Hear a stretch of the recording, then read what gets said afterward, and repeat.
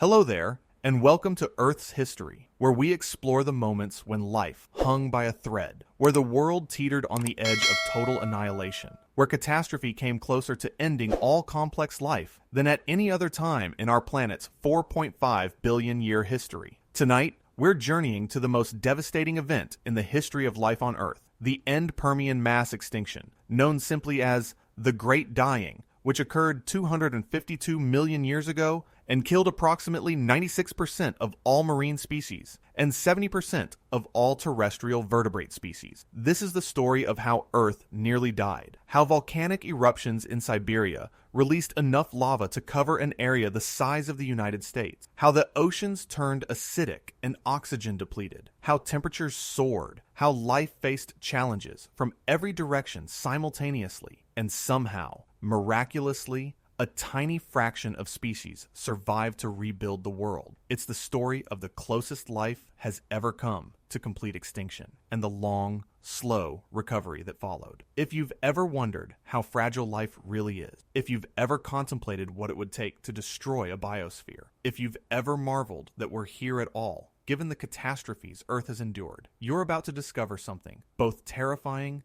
and humbling. The world you inhabit, the diversity of life you see around you, exists only because a handful of species survived the Great Dying. Every animal, every plant, every complex organism alive today descends from those survivors, from the tiny fraction that made it through when 96% did not. Wherever you are right now, I hope you're comfortable, ready to journey back to the most hostile Earth has ever been, at least since complex life evolved. Maybe you're lying in bed as the evening settles around you. Maybe you're sitting quietly, letting the concerns of the day fade. Maybe you're in that peaceful space where you can imagine yourself in another time, witnessing the world transform from vibrant and diverse to a hellscape where almost nothing can survive. If this journey into the worst catastrophe in Earth's history brings you perspective, if it helps you appreciate how resilient life can be, even in the face of overwhelming disaster, if it makes you reflect on the fragility and preciousness of the world we inhabit, I'd be grateful if you'd like the video, subscribe to the channel, or share it with someone else who finds meaning in understanding how close we came to a lifeless planet. So settle in.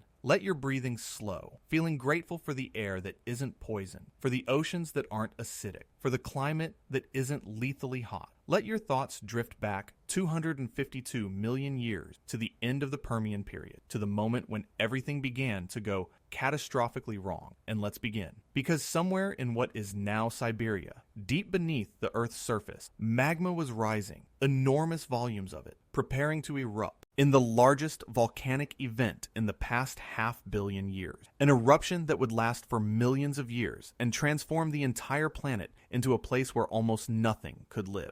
Before we can understand the catastrophe, we need to understand what was lost, what the world was like before the Great Dying. The Permian period lasted from about 299 to 252 million years ago, and by its end, life on Earth had become remarkably diverse and complex, having evolved and diversified for over 300 million years since the first animals appeared. The Permian world was radically different from ours in geography. All the continents were merged into a single supercontinent called Pangaea, stretching from pole to pole, the largest landmass in Earth's history. Pangaea means all Earth, and it was aptly named. Nearly all the land on the planet was connected into one enormous continent with a single vast ocean, Panthalassa, surrounding it. This configuration had profound effects on climate and life. The interior of Pangaea was far from any ocean, creating vast desert regions where rainfall rarely reached. The coasts experienced monsoon pattern, intense seasonal rain, followed by long dry periods. There were no large barriers to animal migration, so species could spread across enormous distances, leading to relatively low diversity compared to times when continents were separated. But despite this, life had flourished. The Permian saw the rise of diverse terrestrial ecosystems unlike anything before. The dominant land animals were synapsid, the group that would eventually give rise to mammals. Though these Permian synapsid were not mammals themselves, they're sometimes called mammal-like reptile, though that term is misleading. They were neither mammals nor reptile, but a distinct group, our distant ancestors. Some synapsids were herbivores, including animals like Moshop and the Dicynodon, strange creatures with beaks and sometimes tusks, filling ecological roles similar to modern herbivorous mammals. These herbivores could grow quite large, some reaching the size of modern cattle, or larger, feeding on the diverse plant life that had evolved: seed ferns, conifers, ginkgos, and other primitive plants. Other synapsids were predators, fearsome carnivores with large skulls, powerful jaws, and formidable teeth. The Gorgonopsians were particularly impressive, wolf-sized to lion-sized predators with long saber-like canines, probably the apex predators of late Permian ecosystems. They had differentiated teeth, incisor, canine, molars, a characteristic that would later appear in mammals, and they may have been more active and possibly even warm-blooded compared to most reptiles. There were also true reptiles in the Permian, including early diapsids that would eventually give rise to dinosaurs, birds, and modern reptiles, and early archosaurs, the group that would dominate the following Triassic period. These reptiles were generally smaller than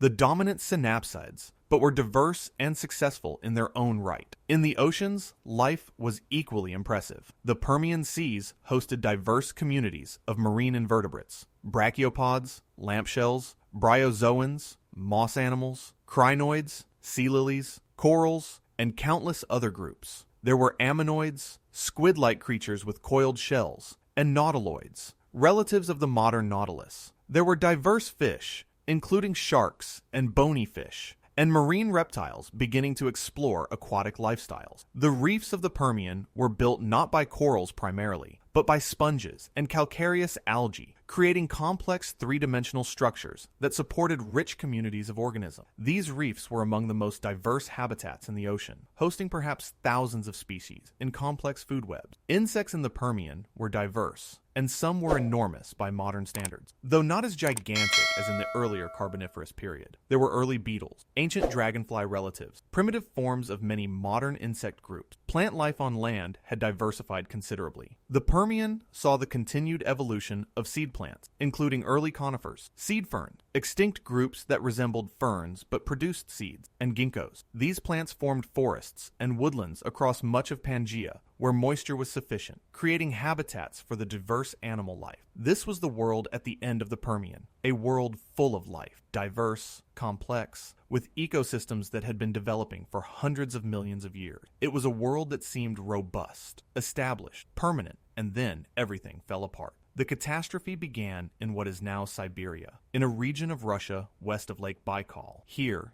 deep beneath the Earth's surface, enormous quantities of magma had been accumulating, building pressure, seeking a path to the surface. Around 252 million years ago, that path opened. What followed was not a single volcanic eruption, not even a series of eruptions, but a sustained volcanic episode that would last for hundreds of thousands of years, possibly millions of years, releasing unprecedented volumes of lava and gas. This was the Siberian Traps, one of the largest volcanic events in Earth's history. The term traps comes from the Swedish word trappa, meaning stairs, referring to the step-like appearance of the layered basalt rock that these eruptions produce. The Siberian Traps eventually covered an area of approximately 7 million square kilometers, larger than the entire European Union, with layers of basalt up to several kilometers thick in places. To put this in perspective, the total volume of lava erupted was probably between 1 and 4 million cubic kilometers. That's enough lava to cover the entire United States to a depth of 400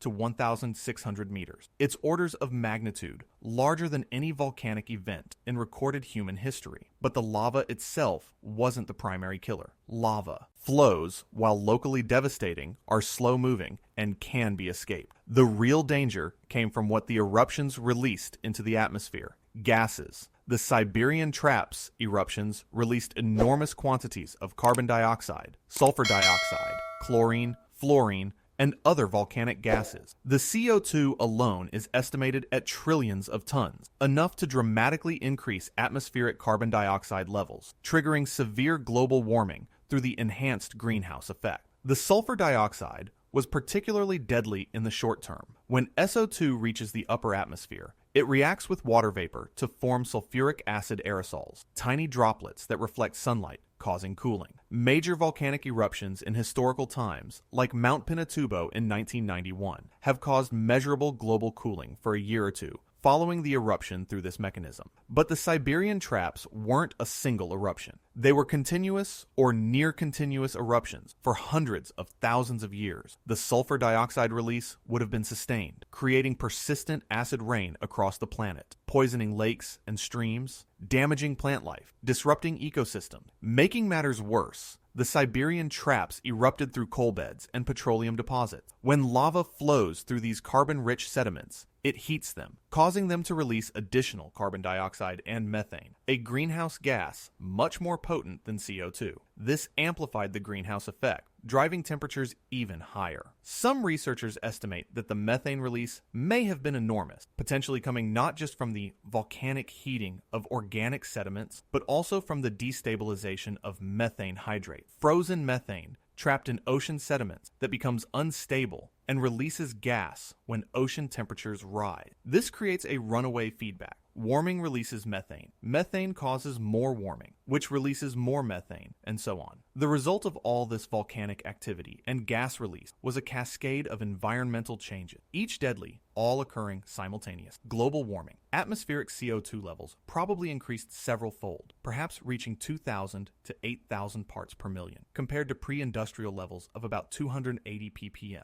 and current levels around 420 ppm. This drove global temperatures up by 8 to 10 degrees C, or even more, making much of the tropics lethally hot and pushing climate zones toward the pole. Ocean acidification. The oceans absorbed much of the excess atmospheric CO2, forming carbonic acid and lowering ocean pH. This made it difficult or impossible for organisms with calcium carbonate shells or skeletons, including corals, brachiopods, mollusks, many plankton, to build and maintain their structure. Many simply dissolved. Ocean anoxia. As oceans warmed, they held less dissolved oxygen. Warm water can't dissolve as much gas as cold water, so oxygen levels dropped. Additionally, the warming disrupted ocean circulation patterns that normally bring oxygen-rich surface water to the depth, creating vast oxygen dead zones where nothing that requires oxygen could survive. Hydrogen sulfide poisoning. In anoxic ocean depths, sulfur-reducing bacteria thrive, producing hydrogen sulfide, the gas that smells like rotten eggs, toxic to most life. This hydrogen sulfide built up in the deep ocean and eventually reached levels where it bubbled out into the atmosphere, poisoning terrestrial life downwind of coast. Acid rain. The sulfur dioxide from the volcanoes created persistent acid rain, falling across continents and oceans, acidifying freshwater systems, damaging plant foliage, disrupting terrestrial ecosystems. Ozone depletion. Some volcanic gases, particularly chlorine compounds, destroyed stratospheric ozone, allowing more ultraviolet radiation to reach Earth's surface, damaging DNA in organisms, particularly affecting marine plankton and shallow water organisms. Wildfires. The warming and drying, combined with high oxygen levels still present from the Carboniferous period, created conditions for massive wildfire. Charcoal deposit. From the end Permian show evidence of extensive fires that swept across continents. Each of these factors alone would have stressed ecosystems severely. Together, occurring simultaneously over hundreds of thousands of years with no relief, they created conditions that were essentially unsurvivable for most complex life. Let's try to imagine what this was like, what it meant for the organisms experiencing. We'll follow several different creatures: a gorgonopsian predator on land, a descendant herbivore, a marine reptile, a reef-dwelling brachiopod, through the unfolding catastrophe. We'll start with the gorgonopsian, a magnificent predator, the apex of its ecosystem, powerful and successful. Let's call him, though gender is uncertain, Inostrancevia, after one of the largest known gorgonopsian genera. You are Inostrancevia, a predator the size of a large bear, with a powerful build, a massive skull, long saber-like canine teeth that curve downward from your upper jaw. You are warm-blooded, or close to it, maintaining a higher body temperature than the reptiles around you, allowing you to be active when they're sluggish, giving you an edge as a hunter. You live in what will one day be called Russia, though the geography is completely different now. This is part of Pangaea, far from any ocean, in a region that experiences seasonal rains and long dry periods. It's currently the dry season, and you're hunting near one of the few remaining water holes, knowing that prey animals must come here to drink. But something is wrong. The seasons seem disturbed, the pattern disrupted. The dry season this year has been longer and hotter than any you remember. The plants are stressed, many dying, The herbivore's thin and desperate. You've been hungry more often. Kills harder to make. The sky has been strange too, sometimes dark with volcanic haze, sometimes tinted red or orange at sunset more vividly than normal. The air smells acrid, burns your throat when you breathe deeply. Rain, when it comes, stings your skin, tastes bitter, makes you feel ill. You don't understand what's happening. You lack the cognitive capacity to comprehend volcanism or climate change. You just know that your world is becoming hostile, that survival is harder, that something fundamental has shifted. You wait by the waterhole, patient despite your hunger. Finally, a descendant approaches, a large herbivore, normally wary, but desperate enough for water to risk the exposure. You tense, preparing to charge, but as you watch, the descendant stumbles, seems disoriented. It reaches the water, drinks deeply, then collapses, sides heaving. You approach cautiously, expecting it to flee, but it doesn't move. You investigate, sniff,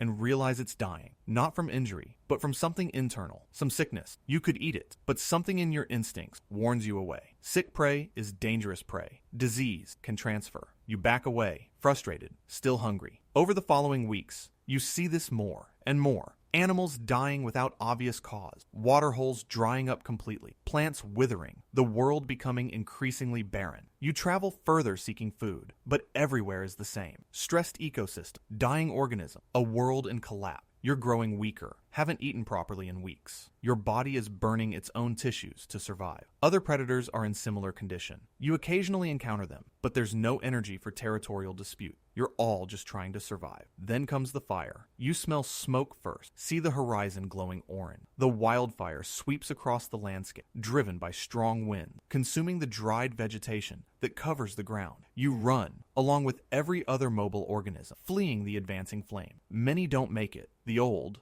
the young, the already weakened. The fire consumes them, adds their bodies to the ash and char that will become the fossil record of this catastrophe. You survive the fire, but the landscape afterward is moonscape. Black ash as far as you can see. No plants, no cover, no prey. You wander, growing weaker, until finally your body can go no further. You collapse in the ash, too exhausted to continue. You don't understand what killed you. Not the fire directly, not starvation exactly, but the cascade of environmental changes that destroyed your ecosystem, eliminated your prey, poisoned your world. You are among the last of your kind. Gorgonopsians will not survive the great dying. Your entire group, millions of years of evolution, countless species, all will go extinct. Now let's shift to the ocean, to a brachiopod living on a reef in the Panthalassian Ocean. Brachiopods are ancient creatures, lamp-shaped shells with a soft body inside, anchored to the reef by a fleshy stalk. They filter, feed, drawing water through their shells, extracting tiny particles of food. You are a colonial organism, part of a reef community that has existed here for thousands of years. Stable, productive, diverse.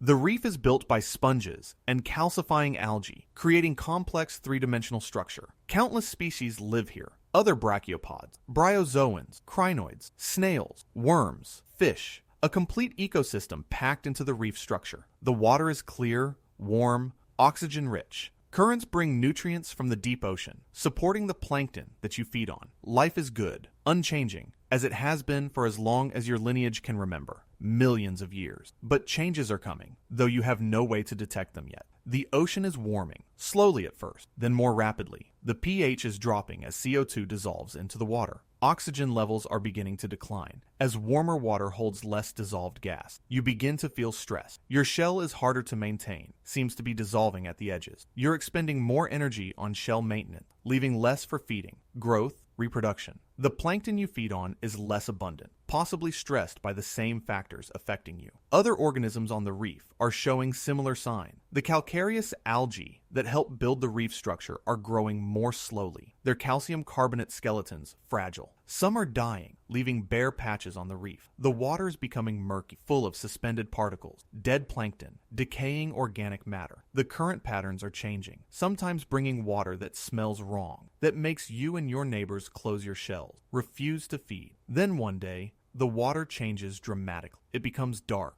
anoxic, smelling of sulfur. This is water from the deep ocean, normally kept away from the surface by stratification, but now upwelling as ocean circulation collapses. You and every other organism on the reef that requires oxygen begins to suffocate. You close your shell, trying to wait it out, using what little oxygen remains inside. But hours pass, then days, and the water doesn't improve. Your tissues begin to die, starved of oxygen. Eventually, your muscles can no longer keep your shell closed. It gapes open, and the toxic anoxic water flows in, killing your soft tissue. Your shell remains anchored to the reef, but it's empty now, just another calcium carbonate structure that will soon begin to dissolve in the increasingly acidic water. Across the reef, across the ocean, the same scene is playing out. The reefs die first. They're the most diverse, the most productive, but also the most sensitive. Then the open ocean communities collapse as plankton die. Food webs disintegrate. Oxygen disappears. By the end, perhaps only 4% of marine species survive. The hardy generalists, the species that can tolerate low oxygen, high temperatures, acidic water. The diverse, specialized fauna of the Permian Ocean is almost completely eliminated. The extinction didn't happen overnight. It unfolded over perhaps 60,000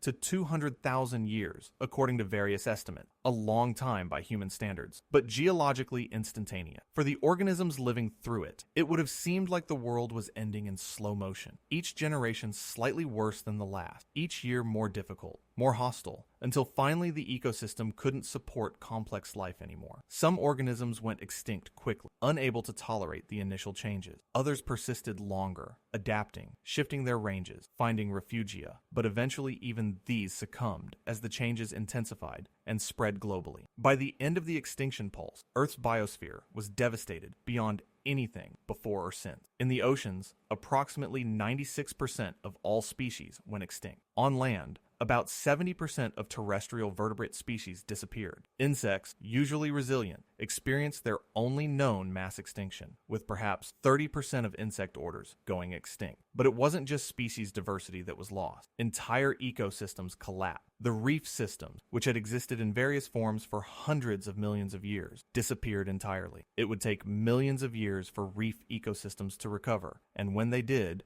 they were built by different organisms, corals rather than sponges. Forests on land were devastated, replaced in many regions by fungal mats and simple plants. The complex terrestrial ecosystems with multiple trophic levels, plants, herbivores, predators, simplified dramatically, with survivors eking out existence in a barren, hostile world. The recovery from the Great Dying was agonizingly slow. For millions of years after the extinction, Earth's ecosystems remained impoverished, simple, dominated by a few hardy generalist species. This interval, the early Triassic, is sometimes called the dead zone, a period when life persisted but didn't thrive, when diversity remained low, when ecosystems couldn't rebuild because conditions remained unfavorable. Several factors delayed recovery. First, the volcanic activity continued for a long time, maintaining harsh conditions. Second, the ocean remained anoxic or disoxic, low oxygen, for millions of years, limiting marine recovery. Third,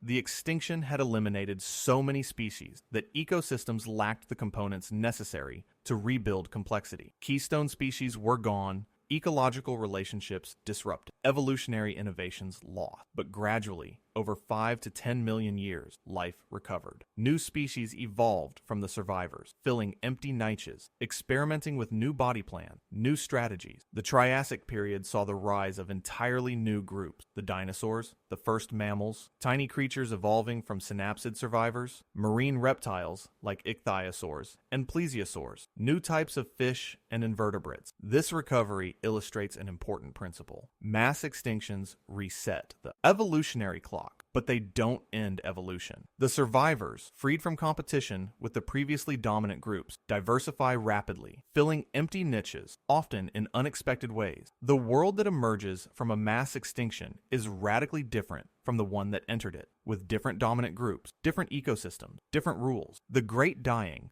was the most severe test life on Earth has ever faced, at least since the origin of complex multicellular organisms. It came closer to sterilizing the planet than any other event in the past 540 million years, and yet life survived. Not all of it, not most of it, but enough. A few percent of species, the hardiest, the luckiest, the ones in the right place with the right adaptation. From those survivors, all modern complex life descends. Every animal, every plant, every fungus alive today traces its lineage back through the bottleneck of the end Permian extinction, back to those few species that made it through when 96% did not. Let's reflect on what this catastrophe teaches us about Earth, about life, about the present moment we find ourselves in. First, it teaches us that complex ecosystems, however stable they seem, however long they've persisted, can collapse with surprising speed when pushed beyond certain thresholds. The Permian ecosystems had been developing for hundreds of millions of years, seemed robust, established. Yet within 60,000 to 200,000 years, geologically instant, they were gone, replaced by barren simplified systems. This is relevant today because we're conducting a similar experiment, though hopefully with different outcomes. We're increasing atmospheric CO2 rapidly, not as fast as the Siberian traps did, not to the same absolute levels yet, but fast enough to worry. We're warming the climate, acidifying the oceans, disrupting ecosystems globally. The end Permian extinction shows us what happens when these processes go to extreme. We're not there yet, not close, but the mechanisms are the same. Greenhouse warming, ocean acidification, habitat destruction. The question is whether we'll recognize the danger and change course before reaching tipping points, or whether we'll push systems beyond their limits and face collapse. Second, the great dying teaches us that life is simultaneously fragile and resilient. Fragile in that individual species, even successful dominant ones, can go extinct when conditions change. The Gorgonopsians were apex predators at the top of their ecosystem, seemingly secure, yet they went entirely extinct, leaving no descendants. Every species, no matter how successful, is vulnerable to environmental change, but life as a whole is resilient. Even with 96% of species extinct, life persisted, recovered, eventually diversified again. The biosphere as a system survived even the worst catastrophe in its history. This is reassuring in a way. Life on Earth will probably continue regardless of what we do, but it's not reassuring for any particular species, including us. Mass extinctions don't spare species based on complexity or importance. They're indiscriminate, favoring luck and adaptability more than dominance or sophistication. Third, the extinction teaches us about feedbacks and tipping point. The Siberian trap's eruptions initiated changes, but those changes triggered feedbacks. Methane release, ocean circulation collapse, wildfires that amplified the initial disturbance. Small changes can cascade, creating large effects, especially when multiple systems are interconnected. This is particularly relevant for understanding modern climate change. Our emissions are the initial disturbance, but they can trigger feedback, permafrost melting and releasing methane, forests dying and releasing stored carbon, ice melting and reducing Earth's reflectivity, ocean circulation changing. We need to account for these feedback. Recognize that the climate system can respond non-linearly, that there are tipping points beyond which change accelerates. Fourth, the great dying teaches humility. The Permian ecosystems were products of hundreds of millions of years of evolution, incalculably complex, with species interactions and dependency we can barely reconstruct. All of that was swept away in a geological instant. Human civilization has existed for perhaps 10,000 years. Industrial civilization for 200 years. We're young, untested on geological timescale. We shouldn't assume our dominance is permanent or that our systems are immune to collapse. Finally,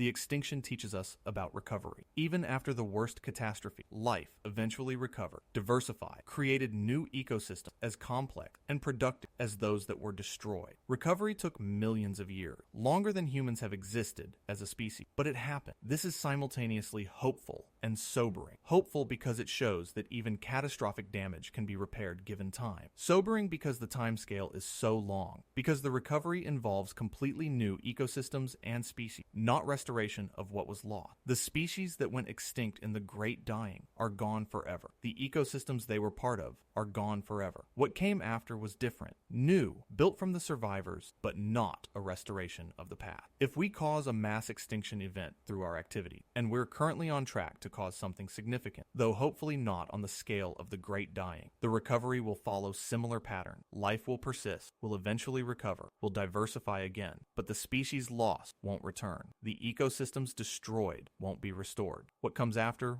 will be different, shaped by what survives and how evolution proceeds from that new starting. Let's consider the survivor, the species that made it through, what characteristics they shared, what allowed them to persist when so many died. In the oceans, survivors tended to be generalists, species with broad tolerances for temperature, oxygen levels, salinity. Specialists, finely adapted to specific conditions, went extinct when those conditions disappeared. Small-bodied organisms survived better than large ones. They require less food, less oxygen, can survive in marginal habitat. Mobile species did better than sessile ones. They could move to track favorable conditions, escape toxic waters. On land, similar patterns held. Small body size was advantageous. Burrowing species survived better. They could escape temperature extreme, wildfire, harsh conditions at the surface. Species in high latitude, near the poles, had better survival rate. The warming was less extreme there. Conditions remained more tolerable. Interestingly, some of the survivors were not the dominant groups of their time. Small proto-mammals, insignificant in Permian ecosystems, survived while the dominant synapsids went extinct. These small survivors would eventually give rise to all mammals, including us, but in the Permian, they were marginal, minor components of ecosystems. This pattern repeats in mass extinction. The dominant groups often suffer heavily, while marginal groups survive and later diversify.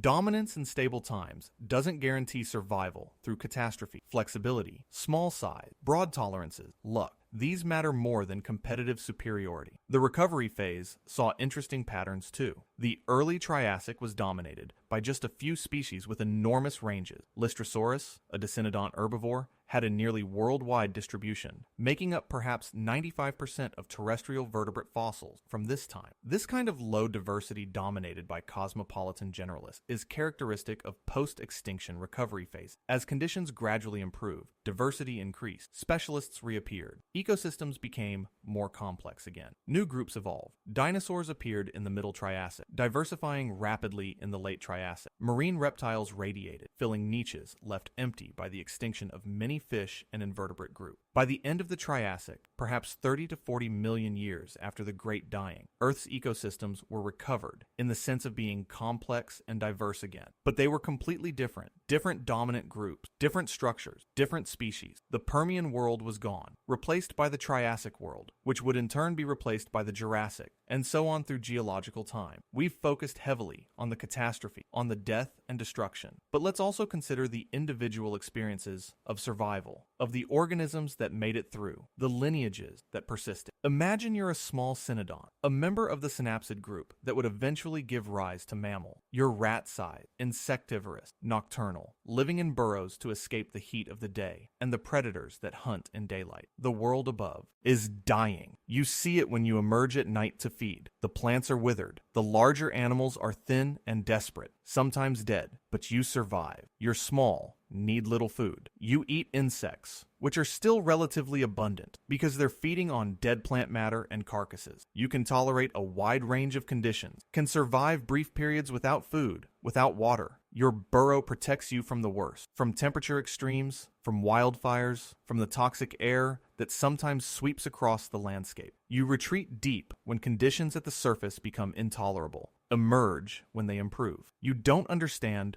what's happening. Don't conceptualize extinction or environmental catastrophe. You just live day by day, doing what you've always done. Feed, avoid predators, reproduce when conditions allow, and somehow you survive. Your lineage survive. Your descendants will inherit the world. Millions of years later, your descendants will be true mammals, warm-blooded, furry, nursing their young. They'll diversify into countless forms: tiny shrews, enormous whales, flying bats, burrowing moles, running horses, climbing primates. Eventually, One lineage of primates will become humans, will develop consciousness and technology, will look back through time and see you, their tiny rat-like ancestor, surviving the worst catastrophe in Earth's history. You don't know any of this. You're just trying to survive one more day in a hostile world. But your survival matters infinitely, because without you, none of what comes after is possible. You are a bottleneck through which all mammalian diversity must pass. Your survival or extinction determines whether mammals ever exist, whether humans ever evolve. This is true for every survivor of the Great Dying. Each is a bottleneck, a necessary link in the chain leading to modern biodiversity. The few percent that survived determine what comes after, what evolutionary possibilities remain open, what future life on Earth will look like. As we come toward the end of this journey, let's reflect on where we are now, 252 million years after the Great Dying, living on a planet that has recovered but still bears the scars of that ancient catastrophe. You are a descendant of survivors. Every organism alive today, including you, traces its lineage back through the end Permian extinction, back to species that survived when 96% did not. You carry the legacy of that survival in your gene, in the evolutionary history embedded in your DNA, in the adaptations your ancestors developed to persist through catastrophic conditions. The world you inhabit is shaped by that ancient catastrophe. The ecosystems you see, forests, grasslands, coral reefs, ocean communities, are not restorations of Permian ecosystems, but new creation, built over millions of years by the descendants of survivors. The dominant animals are different, mammals and birds rather than synapsids and giant insects. The plants are different, flowering plants dominant rather than seed ferns and early conifers. Even the geography is different. Pangaea broke apart long ago. Continents drifted. Ocean basins opened and closed. The face of the Earth transformed by plate tectonics. But the ghost of Pangaea remains visible in the distribution of fossils, in the similarity of rocks and structures on now distant continents, in the shared evolutionary history of organisms separated by oceans. The Great Dying reminds us that the world is not static, that stability is temporary, that catastrophic change is part of Earth's history. It reminds us that life is resilient, but species are vulnerable, that ecosystems can collapse, but the biosphere persists. Most importantly, it reminds us that we have power, the power to affect the planet on geological scales, to rival volcanic events in our impact on atmospheric chemistry, to potentially trigger changes as severe as those that caused the Great Dying. But unlike the Siberian traps, unlike any volcanic event or asteroid impact or natural catastrophe, we have something unique, foresight. We can understand what we're doing. Most importantly, it reminds us that we have power, the power to affect the planet on geological scales, to rival volcanic events in our impact on atmospheric chemistry, to potentially trigger changes as severe as those that caused the Great Dying. But unlike the Siberian trap, unlike any volcanic event or asteroid impact or natural catastrophe, we have something unique, foresight. We can understand what we're doing. We can see the consequences of our actions before they become irreversible. We can choose a different path. The Siberian trap couldn't choose to stop erupting. An asteroid's trajectory can't be altered by the organisms it's about to hit. But we can alter our trajectory. We can reduce emission, can transition to renewable energy, can preserve ecosystems, can make choices that lead toward a sustainable future, rather than toward a state change as severe as the Great Dying. The question is whether we will, whether we have the wisdom, the foresight, the collective will to recognize the danger and act accordingly. The Great Dying teaches us that it's possible to push Earth's systems beyond their limit, that catastrophic collapse is not just theoretical, but something that has actually occurred, something that happened to a thriving biosphere full of successful organisms. It also teaches us that recovery is possible but slow, that even after the worst catastrophe, life continues. But recovery on geological timescales means millions of years. For humans, for our civilization, that's far too long. Our lifespan as a species, our window to make a difference, is measured in thousands to perhaps millions of years. Tiny compared to geological time, but meaningful to us. We need to think in the long term, in geological time, while acting in the short term, in human time. We need to recognize that our actions today will have consequences millions of years in the future. That species we drive extinct today will never return. That ecosystems we destroy will take millions of years to recover. This is a profound responsibility. We're the first species to have this knowledge, this capability, this understanding of deep time and global process. What will we do with it? Let's think about what we can learn from the survivors of the Great Dying. What characteristics allowed them to persist through the worst catastrophe in Earth's history? Because understanding survival during catastrophe can help us think about resilience, about what allows organisms and systems to persist through difficult time. The survivors were often small. Small body size meant lower metabolic requirements, meant ability to survive on limited resources, meant ability to hide in sheltered locations. In our modern context, smaller populations of many species are all that remain, isolated in protected areas, trying to persist in a changing world. The survivors were generalists, species that could eat many different foods, tolerate many different conditions, live in diverse habitats. These did better than specialists finely adapted to specific conditions. In our modern context, generalist species are indeed doing better than specialists. Generalist mammals like rat, pig, and primates are thriving. Specialized animals with narrow niches are struggling. The survivors were mobile, able to move in response to changing conditions. Species that could migrate, that could track favorable conditions, that weren't locked into one location, did better than sedentaries. In our modern context, many species can't migrate. They're cut off by fragmented habitats, cities, agricultural land. Loss of migration corridor, of connectivity between habitat, is a major threat to modern biodiversity. The survivors were lucky. They happened to be in refugia, areas that escaped the worst of the catastrophe, locations where conditions remained tolerable enough to survive. In our modern context, we're creating protected areas, refugia, where species can persist, hoping these will serve as sources for recolonization and recovery. But many species lack sufficient refugia, are running out of space to retreat to as human development expands. The survivors often had short generation time, reproduced quickly, could evolve rapidly in response to changing conditions. Fast reproducing species bounced back fast than slow reproducing. In our modern context, this favors organisms like insects and rodents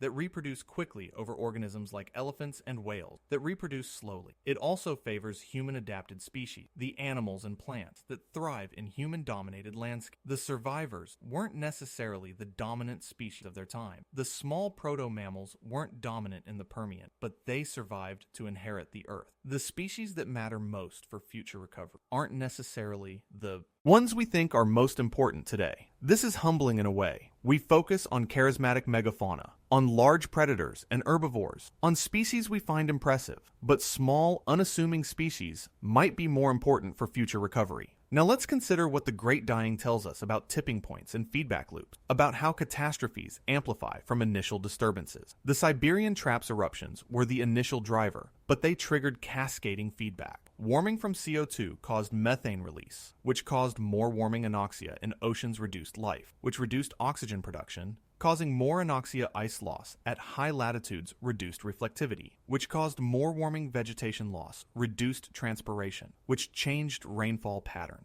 Dead organic matter decomposed, releasing more carbon, causing more warming. Each feedback amplified the initial signal, made the catastrophe worse than it would have been from the eruptions alone. This is a crucial insight for understanding modern climate change. Our CO2 emissions are the initial driver, but they can trigger feedback, permafrost melting, forest dieback, ice loss, ocean circulation changes that amplify the warming that make the problem progressively worse. Tipping points are real. Systems can shift rapidly from one stable state to another when pushed past certain thresholds. The ocean went from oxygen-rich to anoxic, not gradually, but relatively suddenly. Ecosystems collapsed, not slowly, but over thousands to tens of thousands of years, geologically instant. Forests died, not gradually, but in pulses corresponding to wildfires and severe drought. Understanding tipping points is important for understanding both the Great Dying and modern threat. In the Great Dying, Earth crossed multiple tipping points. The ocean's oxygen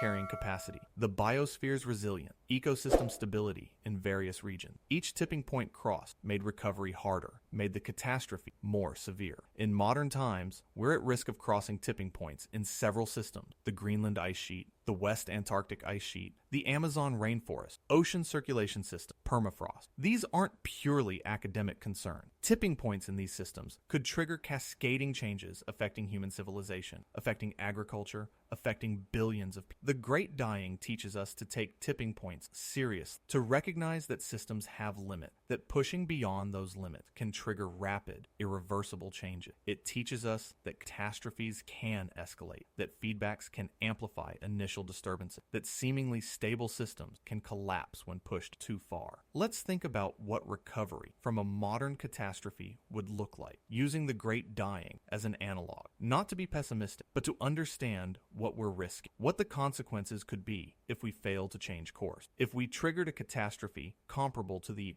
Great Dying through extreme climate change, through ecosystem collapse, through cascading system failures. Recovery would take millions of years. Modern ecosystems would be devastated. Billions of people would likely not survive such a catastrophe. Human civilization would collapse. Technology would be lost. Knowledge would disappear. The biosphere would persist, as it has after every other catastrophe, but it would be simplified, dominated by generalists, by weeds and pests, and other organisms that thrive in disturbed conditions. The complex ecosystems we depend on, forests, grasslands, coral reefs, productive fisheries, would take millions of years to rebuild. Species would go extinct at rates we can barely imagine. Thousands of species we share the planet with today, species that took millions of years to evolve, would be lost forever. Future life on Earth would recover, would diversify, would eventually create ecosystems as complex and beautiful as those we see today. But it would be different life, new species, new evolutionary experiment. The species we share the planet with today, the tigers, the elephants, the wolves, the whales, the coral, the forests, would be gone. This is not inevitable. This is not something we must accept. This is a possible future, a future we can choose not to create. The key is recognizing that we have agency, that we can make different choices, that the future is not fixed but depends on what we do now. The organisms that survived the Great Dying didn't choose to survive. They didn't understand what was happening, didn't have foresight or technology, or the ability to change course. They just happened to have traits that allowed survival, happened to be in the right place, got lucky. But we have something they didn't. We have knowledge. We understand climate physics, can measure atmospheric composition, can model future scenarios. We know what's likely to happen if we continue on our current path. We know what we need to do to avoid the worst outcomes. We have technology. We can generate electricity without burning fossil fuels. We can transport people and goods without using oil. We can feed ourselves sustainably without destroying ecosystems. The technology exists, is being developed, is becoming cheaper and more efficient every year. We have resources. Despite our population of nearly 8 billion, we have enormous productive capacity, technological sophistication, economic resources. We're not resource limited. We're will limited. We choose what to do with our resource. Most importantly, we have time. We haven't crossed the point of no return yet. The climate change that's inevitable based on emissions already in the atmosphere is significant but manageable. The extinction crisis is severe but not yet irreversible. We have a window, shrinking but still open, to change course, to reduce emission, to preserve ecosystems, to ensure that the catastrophes we risk are prevented or minimized rather than allowed to occur. The Great Dying teaches us that Earth's systems are resilient but have limits, that catastrophic change is possible, that recovery is slow. It teaches us to respect those limits, to avoid pushing systems past tipping point, to make choices that preserve the world's diversity and complexity rather than simplifying and degrading it. Most fundamentally, the Great Dying teaches us about consequence. The species that went extinct 252 million years ago didn't know their world was ending. They experienced a world that gradually became more hostile, less habitable, until they couldn't survive. If we trigger similar changes today, it will be the same. Species won't understand what's happening. They'll just experience a world becoming less habitable, less suitable for their needs until they go extinct. We can prevent this. We can choose to preserve the world, to maintain its diversity, to keep its systems functioning. We can make decisions that ensure that future generations, human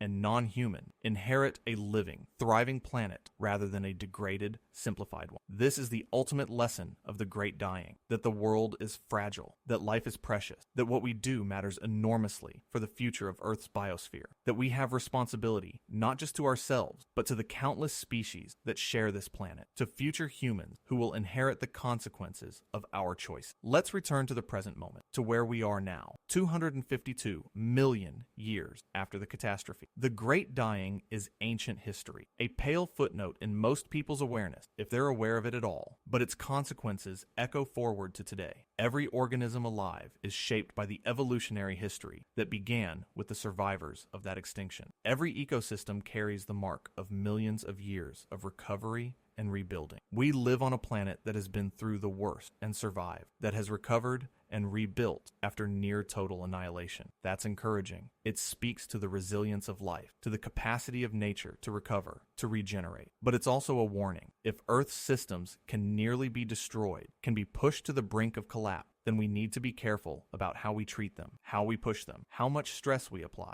We can't assume they're infinitely resilient, that they can absorb unlimited damage and still function. The recovery from the Great Dying took millions of years. We don't have millions of years. We have decades at most to make the choices that will determine whether we avoid the worst outcome or let catastrophe unfold. Decades to transition away from fossil fuel, to protect ecosystems, to ensure that the biosphere continues to function at a level that can support human civilization. This might seem impossible, too large a task, too difficult to accomplish, but consider what we've already accomplished. In just 200 years of industrial society, we've transformed the world, built cities, networks, technology, reduced poverty for billions of people. We've shown we can make large-scale changes, can reorganize society and technology rapidly. We can do this again. We can reorganize our energy systems, our agriculture, our transportation, our entire civilization around the principle of sustainability rather than depletion. We can make choices that preserve rather than destroy, that enhance rather than degrade. The Great Dying shows us what happens when we don't make those choices, when systems are pushed past their limit, when catastrophe unfolds. It's a warning written in stone, in fossils, in the geological record. It's a message from 252 million years ago, from organisms that didn't survive to tell their story, but whose story is written in the rocks for us to read. We'd be wise to listen to that message, to take it seriously, to let it inform our choices about the future. Because unlike the Siberian Traps eruption, unlike the asteroid that killed the dinosaurs, the catastrophe we're risking now is one we can prevent. We can choose not to trigger it. The question is whether we will. As we close this journey to the Great Dying, let's hold a moment of silence for the species that didn't make it, for the millions of lineages that ended 252 million years ago, for the ecosystems that were destroyed, for the diversity that was lost. Let's remember that extinction is forever, that lost species don't return,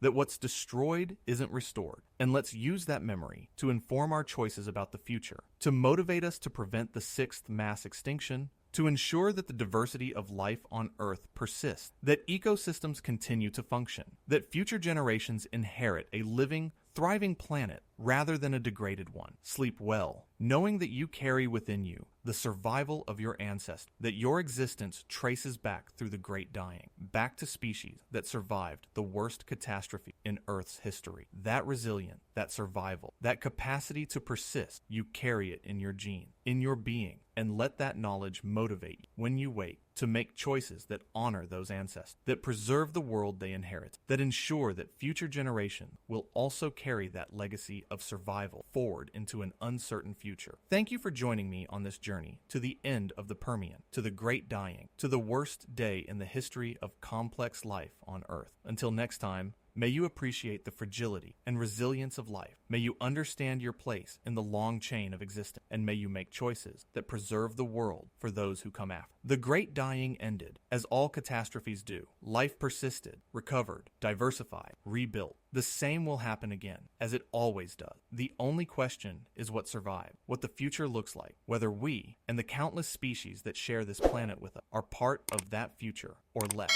behind in the geological record. Choose wisely. The future depends on it.